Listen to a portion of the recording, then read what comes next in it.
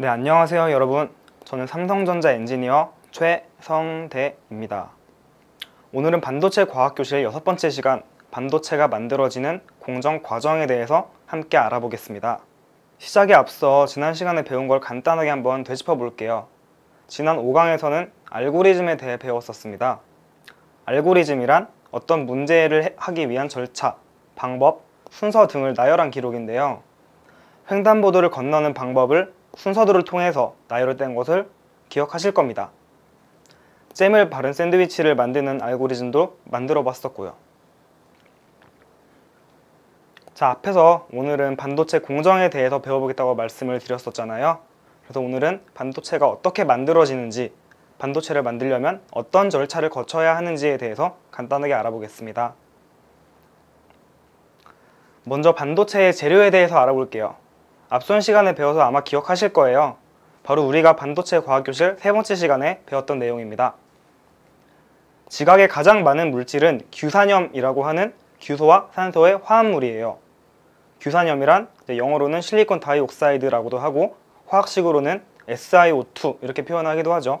규소와 산소의 화합물이라고 하면은 조금 어렵게 느껴지실 수도 있는데 좀 더 간단하게 표현을 해볼게요. 주변에서 흔하게 볼 수 있는 모래들, 이 모래들이 바로 규소와 산소의 화합물이면서 우리가 앞으로 만들게 될 반도체의 주 원료가 됩니다. 즉 반도체는 모래를 녹여서 만든다는 것이죠. 모래를 녹여서 다시 동그랗게 만든 것이 바로 반도체의 기본이 되는 웨이퍼입니다. 다들 기억나시죠? 바로 왼쪽에 보시는 사진에 있는 게 웨이퍼입니다. 동그란 원형 판 안에는 아주 작은 사각형 패턴의 무늬들이 수없이 많이 있어요. 마치 웨하스 과자나 와플을 연상시키기도 하고요. 그래서인지 웨이퍼와 웨하스는 비슷한 어원을 가지고 있고 실제로 외국에서는 우리가 웨하스라고 부르는 과자를 웨이퍼라고 부르기도 합니다. 그럼 지금부터 반도체와 웨이퍼가 만들어지는 과정을 자세히 알아보겠습니다. 실제로 반도체를 만들 때는 수백 가지의 단계를 거쳐야 돼요. 이를 단순화해가지고 딱 8가지로 요약을 할 수가 있는데 이걸 아마 들어보셨을지 모르겠지만 반도체 8대 공정이라고 합니다. 반도체 8대 공정은 웨이퍼 제작, 산화 공정, 포토 공정, 식각 공정, 확산 증착 공정, 금속 배선 공정, 테스트, 마지막으로 패키징 순으로 이루어지게 됩니다. 단계별로 이름들이 조금은 생소할 수도 있고 잘 못 들어보셨을 그런 단어들도 많이 있을 거예요. 지금부터 한 단계씩 쉽게 설명을 해드릴게요. 먼저 첫 번째 단계인 웨이퍼를 제조하는 과정입니다. 웨이퍼는 앞에서 간단하게 설명을 드렸었죠. 그러니까 반도체의 원재료인 규소, 그러니까 실리콘을 통 안에 넣고 고열로 가열을 하게 되면 아래쪽에는 규소 안에 들어있던 불순물들이 고이게 되고 위에는 순수하게 규소로만 이루어진 결정체가 만들어지게 됩니다. 이렇게 순수한 규소 결정체만 있는 윗부분을 끌어낸 것을 바로 인곶이라고 합니다. 사진에서 보시면은 끝모양이 송곳처럼 뾰족하죠. 송곳, 인곶. 그래서 이렇게 기억을 하시면 됩니다. 이 인곶을 절단해서 얇은 판 모양으로 잘라낸 다음에 표면을 매끄럽게 연마를 해주면 이제 우리가 알고 있는 가장 기본적인 웨이퍼 형태가 나오게 됩니다. 웨이퍼를 만든 다음에는 두 번째 단계인 산화 공정이 진행이 됩니다.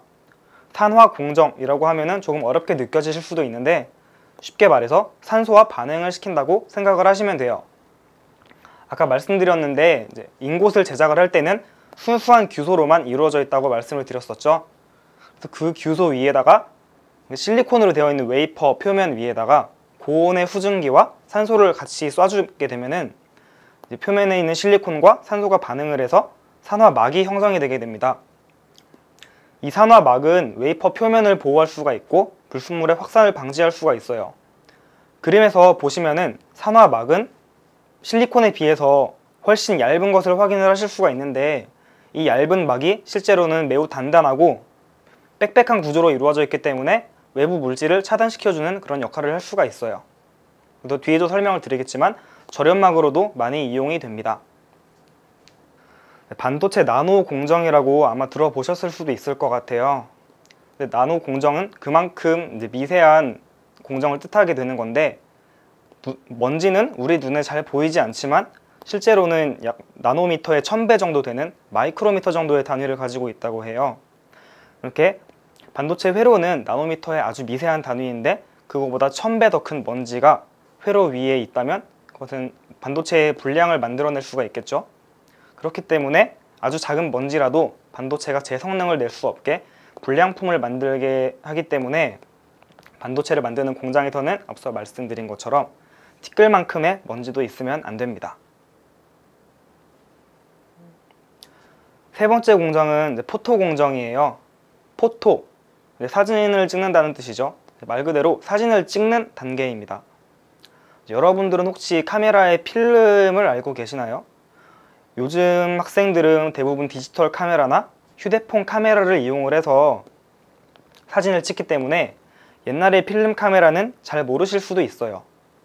옛날에는 카메라에 필름을 넣고 사진을 찍은 후에 사진관에 필름을 맡기게 되면은 사진사 아저씨가 필름에 빛을 쏴서 인화를 해서 저에게 사진을 뽑아 주셨습니다.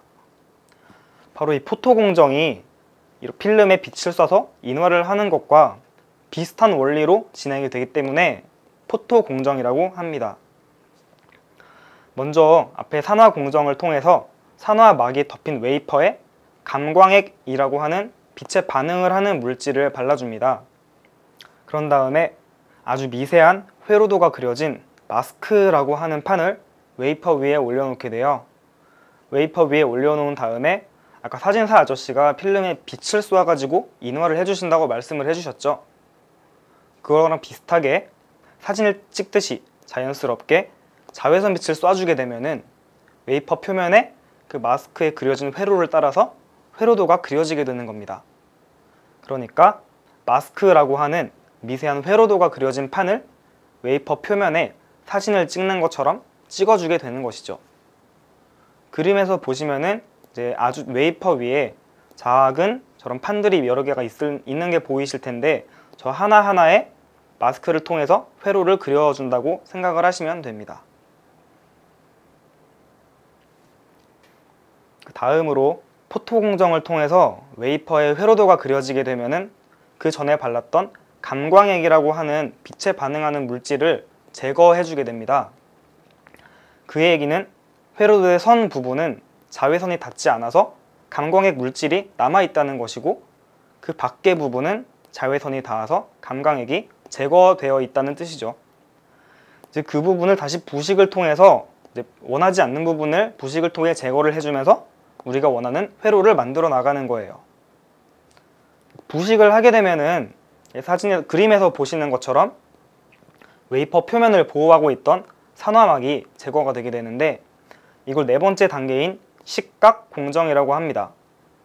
그러니까 식각이라고 하는 건 어려운 단어처럼 보이지만 부식을 통해서 우리가 원하지 않는 부분을 깎아내서 조각을 만들어내는 것을 의미하게 됩니다. 그 다음으로 다섯 번째는 확산 증착 공정입니다. 방막 형성 공정이라고도 하는데요. 이 공정은 쉽게 이야기해서 회로가 지나가는 길을 만드는 과정이면서 반도체 성능을 높이기 위해서 여러 개의 층으로 겹쳐서 만들 때 회로가 층층이 쌓일 수 있도록 절연막을 형성하는 과정입니다. 예를 들어서 반도체에는 수많은 회로들이 있는데요. 이 회로들이 서로 이제 가까워지면 안 돼요. 가까워지면 서로 영향을 받아서 오히려 불량이 나버릴 수가 있기 때문에 이 반도체 회로 사이사이를 막아줄 수 있는 전기가 통하지 않게 하는 절연막을 만들어줄 필요가 있습니다. 그 과정을 이 확산 증착 공정을 통해서 이루어지게 되는 건데요. 결국 아래층의 회로와 위층의 회로가 서로 방해받지 않으려면 아래층의 회로에 절연막을 덮어준 다음에 위층의 회로를 만들어야 서로 방해를 받지 않게 할 수가 있어요. 그래서 이렇게 절연막을 형성하는 것을 이제 방막을 형성을 한다고 합니다. 근데 방막이라는 단어를 혹시 들어보신 적이 있나요? 아까 말씀드린 것처럼 반도체는 나노 공정을 통해서 아주 미세한 공정을 진행을 한다고 말씀을 드렸었잖아요. 마찬가지로 방막도 이제 나노미터에서 마이크로 단위의 아주 얇은 그런 막을 뜻하는 거예요. 반도체처럼 미세한 공정을 진행할 때는 이런 막도 아주 얇은 막을 이용을 해야 되기 때문에 우리는 방막 공정이라고 합니다. 아까 우리는 웨이퍼 제작 이후에 산화 공정, 포토 공정, 그리고 식각 공정을 통해서 회로도를 만들어 줬었죠. 근데 반도체는 전기가 통해야 되잖아요. 근데 이 회로도에 전기를 통하게 할 수 있도록 해주는 단계입니다. 그래서 6번째 단계는 금속 배선 단계입니다. 이름만 들어도 바로 이해가 될 수가 있겠죠. 반도체 회로에 전기가 잘 통할 수 있도록 알루미늄 같은 금속으로 선을 연결을 해서 반도체 전기가 통할 수 있도록 해주는 단계입니다. 다음으로 7번째 단계는 EDS, 그러니까 테스트를 진행을 하게 되는 단계입니다. EDS란 정기적으로 반도체 칩 하나하나를 분류해 나가는 단계인데요. 반도체 칩이 전기가 흐르는지 혹은 흐르지 않는지, 그러니까 양품인지 불량품인지를 구분해내는 단계라고 생각을 하시면 됩니다. 아까 보셨던 동그란 웨이퍼에는 이제 수백, 수천 개의 반도체 칩이 만들어지게 됩니다. 사실 눈에도 잘 보이지 않는 이런 아주 작은 반도체 칩이 웨이퍼 한 장에 어마어마하게 많이 만들어지게 되는 것이죠. 이렇게 엄청나게 많은 수의 반도체를 한 번에 만들기 때문에 불량품은 항상 발생을 할 수밖에 없어요. 그래서 EDS 단계를 통해서 반도체들이 제대로 만들어졌는지, 제대로 작동을 하는지 그렇게 전기적으로 테스트를 해서 정상적으로 작동을 하는 반도체의 개수를 찾아내게 되는데, 이걸 표현하는 게 바로 수율이라고 하는 것입니다. 한 장의 웨이퍼에 만들어진 반도체의 총 개수에서 정상적으로 작동하는 반도체가 얼만큼인지를 보여주는 것이죠. 1000개 중에 950개가 작동을 한다면 수율은 95%가 되는 거죠. 반도체를 만드는 모든 회사에서는 이 수율을 아주 중요하게 생각을 하는데, 그 이유는 수율이 높을수록 불량률이 적다는 것을 의미하기 때문입니다. 그래서 기술력 있는 반도체 회사로 인정받을 수가 있고, 저희 회사에서도 수율을 아주 중요하게 생각을 하고 있어요. 그럼 다음으로 이렇게 중요한 수율에 대한 동영상을 간단하게 보고 넘어가실게요. 혜영 씨 혹시 수율이라는 말 들어보셨어요? 기사에서 몇 번 본 것 같긴 해요. 그럼 반대로 불량률은 혹시 뭔지 아세요? 그 제품을 생산했을 때 불량품이 어느 정도 있나? 수율이라는 거는 그게 정반대 개념이에요. 전체 생산품 중에서 정상품의 비율. 하나의 웨이퍼에서 100개의 제품이 나왔다고 쳐요. 그 중에서 불량품이 20개예요. 그럼 수율은 몇 %일까요? 또 무시하시네. 80%잖아요, 80%. 그런 건 계산 잘하거든요. 이분들도 더 놀리시는 것 같은데요? 이거 맞췄다고 박수를 치워주시다니. 제가 이렇게 무시당하고 있었군요. 모든 반도체 회사가 가지고 있는 가장 큰 목표 중에 하나가 수율을 높이는 것이라고 해도 과언이 아닙니다. 수율이 그렇게 중요한가요? 1% 차이는 뭐 크지 않을 것 같은데요? 웨이퍼 한 판을 만드는 원가가 $500라고 가정을 하고 100개의 칩이 나오는데 그중에 수율이 50%다 라고 하면 50개가 정상품이니까 원가는 하나당 $10가 되는 거죠. 만약에 수율이 50%에서 60%가 돼요. 원가가 거의 $8대로 떨어지거든요. 10% 오른 것 때문에 원가가 10% 줄어드는 효과가 있기 때문에 굉장히 이제 큰 원가 절감 효과가 있는 거고, 실제로 반도체 생산 공정에서 1%의 수율이 올라가면 연간으로는 수백억에서 수천억까지도 왔다 갔다 한다고 생각하시면 됩니다. 이게 하나 1%가 뭐 크지 않을 거라 생각했는데 그게 뭐 수백, 수억, 수천억까지 간다고 하니까 정말 헐이네요, 헐. 사실 오늘 이야기한 모든 것이 이 수율과 관련이 있어요. 높은 순도의 불화소소를 쓰는 것이 이 불량을 줄여서 이 수율을 높이려는 거였죠. 거의 모든 반도체 공정이나 소재를 연구하는 것이 이 수율을 높이기 위해서 하는 것이라고 생각하시면 돼요. 포토레지스트에 대해서 설명드릴 때 개발된 포토레지스트를 평가하고 개선한다고 했잖아요. 개선한다는 것이 바로 수율을 개선한다는 거예요. 실제로 양산이 시작된 이후에도 저희는 수율을 개선시키기 위해 계속해서 연구를 진행하고 있습니다. 수율을 높이기 위해서는 순도가 높은 소재를 쓴다거나 좋은 성능을 가지는 포토레지스트나 애칭 소재를 개발하는 것 외에도 이런 소재들이 저희가 원했던 특성을 제대로 보일 수 있게 하기 위해서 사용량이나 공정 시간, 온도 등의 공정 조건, 한마디로 공정 레시피를 최적화하는 작업이 필요한데요. 이걸 하는 데에도 수많은 시행착오가 필요합니다. 그 레시피 저한테만 살짝 알려주시면 안 돼요? 절대 비밀이에요.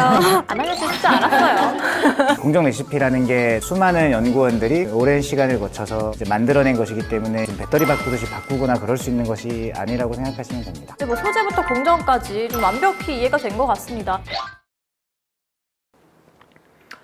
자, 드디어 반도체 8대 공정의 8번째 단계, 마지막 단계입니다. 바로 패키징 단계인데요. 말 그대로 웨이퍼에 만들어진 수백, 수천 개의 반도체를 하나씩 잘라내고 그 표면을 덮어서 포장을 하는 것을 의미합니다. 혹시 여러분들 그동안의 실습 시간에 보셨던 검정색 칩을 기억하고 계시나요? 논리 회로에서도 쓰였었는데요. 그 검정색 칩 안에 조그만 반도체들이 많이 들어가 있는 겁니다. 그럼 지금까지 반도체를 만드는 8대 공정에 대해 알아보았습니다. 처음 들어보는 단어들이 많아서 다소 생소하셨을 수도 있어요. 그럼 지금까지 배운 내용들을 잘 생각해 보면서 모든 반도체 제조 공정에 대한 영상을 다시 한번 보겠습니다. 를 알아보기 전 소재들이 사용되는 반도체 제조 공정을 먼저 알아보는 것도 좋겠죠? 제조 공정 흐름도를 살펴보면 단결정 성장, 규소봉 절단, 웨이퍼 표면 면만, 배로 설계, 마스크 제작, 성형, 최종 검사.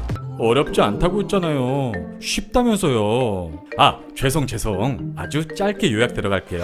전 공정은 반도체 웨이퍼를 생산하고 웨이퍼 위에 패터닝을 통해 회로를 만드는 과정이고, 후 공정은 기판 위에 만들어진 회로들을 하나하나씩 자르고 패키징하여 최종 상품으로 만드는 과정이랍니다. 자, 어떠셨나요? 설명을 듣고 나서 영상을 보니까 조금 이해가 되셨나요? 내용이 다소 어려운 부분이기 때문에 간략하게 다시 한번 영상을 요약을 해보겠습니다. 첫 번째 단계로 웨이퍼 제작. 반도체의 주 원료인 규소를 녹여서 인곳을 만들고 인곳을 얇게 잘라서 원형판을 만듭니다. 이 원형판을 만들어서 표면을 매끄럽게 만들어주면 이제 우리가 알고 있는 웨이퍼가 만들어지게 되는 것이었죠. 이렇게 동그랗게 만들어진 웨이퍼에 표면이 불순물 등으로 오염되지 않도록 표면에 산화막을 덮어주는 게 두 번째인 산화 공정입니다. 그리고 웨이퍼 위에 회로도가 그려진 판을 놓고 자외선을 비추어서 마치 사진을 찍듯이 웨이퍼 위에 회로도가 찍히도록 하는 포토 공정. 다음으로 그려진 회로도 이외에 우리가 원하지 않는 부분을 부식시켜서 깎아내는 식각 공정. 다음으로 웨이퍼의 회로를 여러 겹 쌓을 수 있도록 하기 위해서 막을 형성하는 증착 공정. 회로들이 서로 잘 연결될 수 있도록 금속으로 길을 만들어주는 금속 배선 공정. 그리고 이렇게 여러 과정을 거쳐서 만들어진 반도체가 제대로 작동하는지 테스트하는 EDS 공정. 마지막으로 정상적으로 작동하는 반도체를 웨이퍼에서 잘라내서 칩 모양으로 포장하는 패키징 단계까지 우리가 알고 있는 반도체 8대 공정입니다. 이렇게 여러 단계를 거쳐서 만들어진 반도체는 휴대폰이나 컴퓨터, 이렇게 우리 일상 곳곳에 전자제품 속에서 핵심 부품으로 들어가고 있습니다. 그럼 지금까지 얼마나 설명을 잘 들으셨는지 간단하게 퀴즈를 풀어볼까요? 실리콘의 원 재료를 녹여서 불순물을 없애는 과정을 거친 원기둥 모양의 끝이 뾰족한 실리콘 덩어리를 무엇이라고 할까요? 힌트는 송곳? 그렇죠, 바로 인곳이죠. 그러면은 다음 문제. 높은 온도에서 규소를 가열을 해서 만들어낸 인곳을 얇게 잘라내고 표면을 매끄럽게 연마해서 만든 원형판은 무엇일까요? 이번에도 간단하게 힌트를 드리면은 웨하스 혹은 와플이랑 비슷하게 생긴 것이었죠. 네, 맞습니다. 바로 웨이퍼입니다. 그럼 다음 영상에서 간단하게 웨이퍼 전자 모형을 만들어보는 실습을 같이 진행을 해보도록 할게요.